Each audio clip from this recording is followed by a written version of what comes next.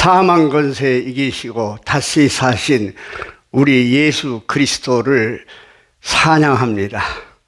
오늘 부활의 축복이 여러분에게 함께하기를 축원합니다.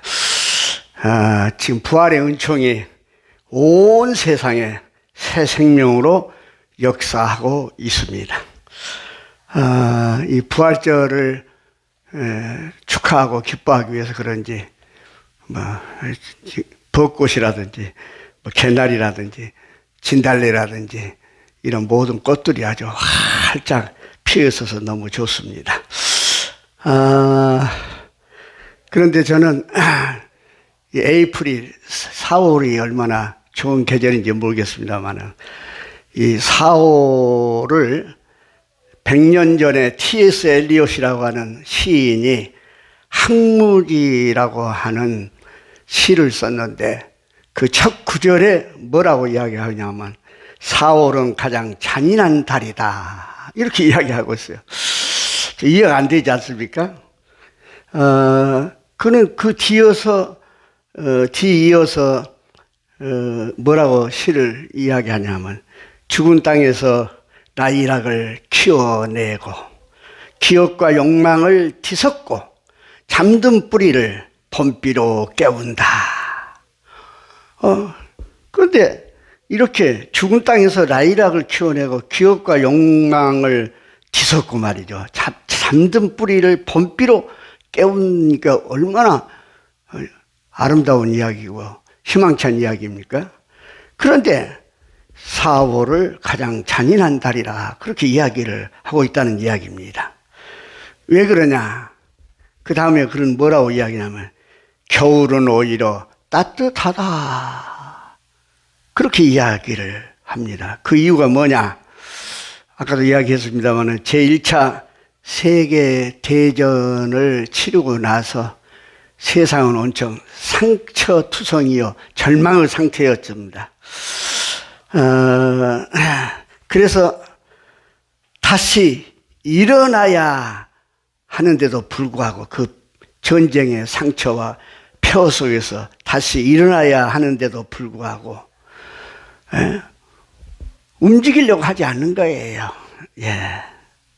그래서 오히려 자연의 4월은 말이야 꽃이 피고 잎이 푸르르고 말이야 좋은데 심령적으로 정신적으로는 완전히 절망 상태에 빠져가지고 말이죠. 예. 일어나서 움직여야 되는데 그렇게 할 수 없는 그런 심령이요 정신 상태라는 이야기입니다. 그래서 4월이 귀찮고 잔인하다 그렇게 이야기를 하고 차라리 겨울이 낫다 그렇게 이야기를 하고 있습니다. 겨울에는 모든 것들이 다 죽어 있는 거 아닙니까? 정지 상태 아닙니까? 그러니까 차라리 그런 환경에 내가 있으면은 오히려 마음 편하겠다 그 말이에요. 그래서 정신적인 항폐를 가리켜서 항무지라 그렇게 이야기를 하고 있는 것입니다. 사실 우리는 지난 2, 3년 동안 코로나 강풍으로 비대면 사회를 살고 있고 일터는 그래서 문이 닫히고 교회도 자유롭게 나가지 못하다 보니까 신앙까지 버린 사람들이 주위에 얼마나 많은지 몰라요. 예? 부활의 소망으로 다시 일어나야 하는데 그 말이에요. 예, 그런 마음을 그런 어떤 희망을 갖지 못하고 있다는 것 그것은 너무나도 잔인한 세월이었다고 말을 할 수가 있겠습니다. 그러나 우리는 이 코로나를 경험하면서 배운 바도 많이 있습니다. 뭘 배웠을까요? 뭘 깨달았을까요? 금방 무너질 것의 가치를 둘 수 없다는 것을 우리는 알았습니다. 영원하고 신령한 것이 절실히 필요하다는 사실을 배웠고, 이 잔인한 시절을 부활의 소망으로 극복해야 한다는 것을 우리는 깨달은 것입니다. 그러므로 바울 사도가 대부활의 시를 고린도전서 15장 42절에서부터 읊었습니다.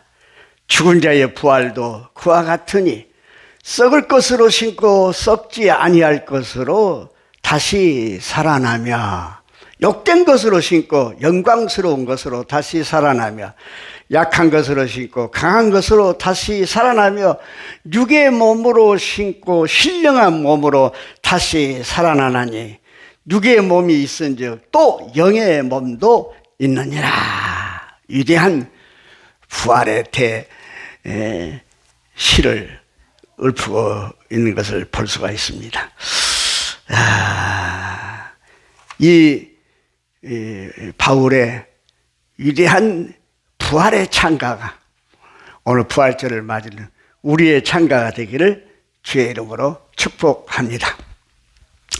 오늘 본문 성경 말씀은 뭐냐면 빈 무덤을 찾아간 여인들의 이야기입니다. 부활절 새벽 미명에 세 여인, 막달라 마리아 누굽니까? 12귀신 들렸는데 예수님께서 그 귀신을 쫓아내고 정상적인 사람이 되게 한 사람입니까? 그 다음에 요한나는 헤롯의 청지기인 구사의 아내인 것입니다. 네. 그리고 야고보의 어머니, 야고보가 큰 야고보가 적은 야고보가 있는데, 여기 야고보는 알페오의 야고보를 말한 것이죠. 이렇게 막달라 마리아와 요한나와 야고보 어머니, 이 세 여인이 말하자면 부활절 오늘 새벽같이, 새벽 미명에 향유를 들고 예수님 무덤을 찾아간 것입니다. 이 신실한 여인들은 3일 전에 골고다 산상에서 십자가에 매달려서 고통당한 주님의 고통을 신이 체휼한 사람들이요. 예수님께서 내가 다 이루었다 하고 숨이 떨어지는 순간, 아리마대 요셉의 선행에 의해서, 용기에 의해서 그가 마련한 빈 무덤에 예수님을 장사하는 것을 지켜봤을 뿐 아니라, 십자가에 내려서 그 무덤에 예수님이 눕힌 그 장소까지를 이 세 여인들은 보았던 것입니다. 그래서 이제 이 세 여인들은 예수님의 시신에다가 향유를 바르려고 하는데, 여러분 금요일 날 오후 해가 떨어진 시간부터 안식일이 시작돼요. 그래서 이스라엘의 시간법은 저녁이 되고 아침이 되니 하루 그렇게 하죠. 우리는 아침이 되고 저녁이 되었는데 거기는 해가 떨어지는 순간이 하루가 시작되는 거예요. 그러니까 금요일 날 오후에 예수님께서 운명하셔서 이제 그 시체를 무덤에 장사 지내고 나니까 바로 해가 떨어져서 안식일이 시작된 거예요. 근데 안식일 날은 움직이지를 못한 것 아니겠습니까? 율법대로. 그래서 이 세 여인들은 그 안식일을 기다렸다가 안식 후 첫날, 그러니까 어느 날입니까? 토요일 날 해가 떨어질 때부터 안식일이 시작되거든요. 예. 그래서 지금 일요일이죠. 지금 일요일. 예. 근데 그 밤중에는 갈 수 없으니까 새벽같이 기다렸다가 향품을 가지고 이제 이 세 여인이 예수님의 무덤을 찾아간 것입니다. 그들은 예수님 무덤을 찾아가면서 큰 고민거리가 있었어요. 그건 뭐냐?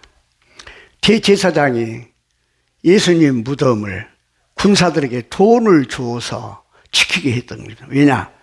다시 살아난다는 말을 그들도 들었기 때문에, 부활에 대한 소식을 들었기 때문에, 혹시라도 예수님의 제자들이 선생의 시체를 몰래 가지고 간 후에 예수가 부활했다. 그리고 또 하면은 선동하면은 말이죠. 예? 이게 혼란이 온다 해서 누구도 근접하지 못하도록 병사들로 하여금 그 무덤을 지키게 했습니다. 두 번째 고민은 뭐냐 하면은 이스라엘의 무덤은 동굴 무덤이지 않습니까? 그러므로 그 동굴 무덤 앞에다가 장정 10여 명이 움직일 수 있는 그런 큰 돌을 거기다가 막아놓은 것입니다. 그러므로 이 세 여인이 어떻게 그 돌을 움직일 수 있겠는가 하는 그런 고민이 있는 거예요. 예. 그런데 그런 고민을 가지고 그래도 예수님을 사랑하는 그 신실한 마음을 가지고 이 세 여인들이 예수님 무덤 가까이 갔는데 놀라운 사실을 발견한 거예요. 왜냐? 군대는 온데간데 없고 병사들은 온데간데 없고 예수님의 무덤 동굴을 막아놨던 돌은 저만치 나둥그려져 있는 거예요. 네. 이 여인들은 너무 놀란 거예요. 네. 사실 예수님께서 십자가 지시기 전에 3차례나 걸쳐서 부활을 예고하셨어요. 복음서에 보면. 한 예를 들어 이야기하면 마가복음 8장 31절 인자가 많은 고난을 받고 장로들과 대제사장들과 서기관들에게 버림받아요. 죽음을 당하고 사흘 만에 살아날 것이다. 그렇게 이야기를 하셨거든요. 부활 예고를 충분히 그들이 3번이나 이렇게 강조해서 말씀하기 때문에 들었음에도 불구하고 그들은 부활에 대한 사실을 깜빡 잊어버린 거예요. 여인들이. 왜 그랬을까요? 믿음에 대한 확신이 없었기 때문에 그런 거예요. 그렇습니다. 우리는 믿음의 확신을 가져야 됩니다. 대체적으로 이야기할 때 우리가 가져야 될 믿음의 확신을 5가지로 이야기하죠. 하나는 뭐냐? 구원의 확신. 그다음 두 번째는 임마누엘 하나님이 나와 함께 하신다는 확신. 세 번째는 기도는 응답된다고 하는 확신, 그 말입니다. 그 다음에 네 번째는 뭐냐? 천국 소망을 갖는 확신. 그 다음에 마지막 5번째는 뭐냐 하면 내가 복음을 전파하면 그 복음에 의해서 사람이나 세상은 변화가 된다고 하는 그 확신이 있어야 된다. 그 말인 것입니다. 네. 그런데 이 믿음의 확신을 사실은 이 세 여인들은 갖지 못한 거예요. 그래서 그들이 당하고 어리둥절할 때에 5절에서 6절 뭐라 했습니까? 예? 천사의 음성이 들립니다. 어찌하여 살아있는 자를 죽은 자 가운데서 찾느냐? 여기 계시지 않고 살아나셨느니라. 갈릴리에 계실 때 너희에게 어떻게 말씀하셨는지를 기억하라. 갈릴리가 있을 때 내가 너희들에게 한 말을, 예수님이 너희들에게 한 말을 기억하라고 하면 그 말이 뭡니까? 마가복음 14장 28절에 내가 살아난 후에 너희보다 먼저 갈릴리로 가리라. 예. 부활하시고 예루살렘에서 두려워서 문을 걸어 잠기고 은신에 있는 그 제자들 예수님을 잃어버리고 방황하고 어찌할 수 없는 그런 많은 사람들 보다 부활하셔서 먼저 갈릴리에 가 계신다고 하는 이야기인 것입니다. 왜 예수님 그런 말씀하셨을까? 갈릴리는 공생애가 시작된 곳이요. 제자들 12제자들 중에 다수가 다 갈릴리 출신 아닙니까? 네? 사실 갈릴리는 예루살렘과 달리 가난하고 순수한 백성이 사는 그곳 갈릴리는 진실하며 뜨거운 신앙이 타오르는 자리가 바로 이 갈릴리이기 때문에 그렇습니다. 그래서 부활의 주님은 무덤에 계시지 않고 갈릴리에 가 계신다고 하는 천사들의 음성을 듣는 것입니다. 그렇습니다. 무덤은 어둡고 무거우며 생명이 없는 것입니다. 건의를 내세우며 사랑이 메말라버린 것은 아무리 앙금같이 호사를 누린다 한들 부활 주님이 계실 자리가 아닌 것입니다. 모이는 수가 많다고 자랑하며 초대형 건물을 지은 교회라 해도 사랑과 섬김이 없다면 부활의 주님이 떠나버린 빈 무덤에 불과할 것입니다. 그러나 아무리 적고 약한 교회라도 부활 소망을 가진 사람들이 주님을 모시고 서로를 섬기는 그런 공동체를 이룬다 하면 그것이 바로 살아있는 갈릴리인 것을 믿으시길 바랍니다. 네. 우리 은숙교회 갈릴리예요.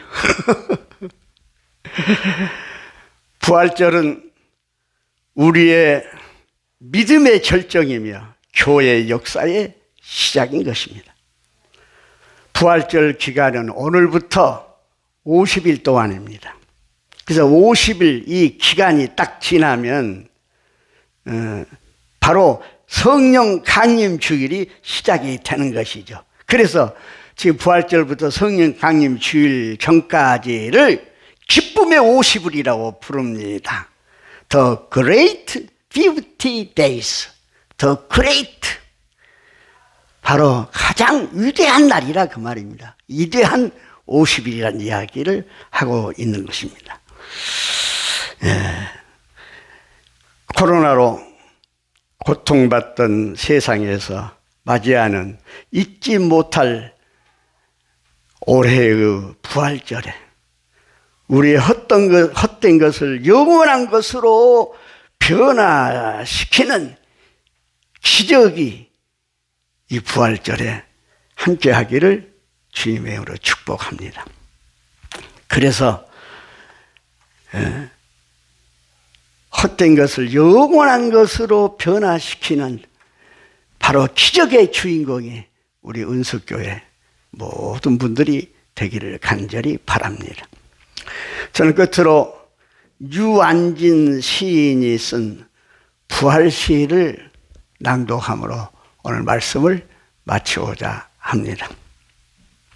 지난 겨울 얼어 죽은 구루터기에도 새싹이 돋습니다.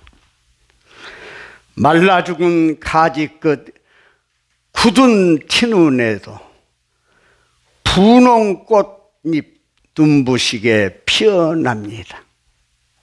저 하찮은 풀포기도 거듭 살려내시는 하나님, 죽음도 물리쳐 부활의 증거가 되신 예수님, 깊이 잠든 나의 마음, 말라 죽은 나의 신앙에도 살아나고 싶습니다. 당신이 살아나신 기적의 동굴 앞에 이슬 젖은 풀포기에 또 부활하고 싶습니다. 그윽한 믿음의 향기 풍겨내고 싶습니다. 해마다 기적의 증거가 되고 싶습니다. 아멘.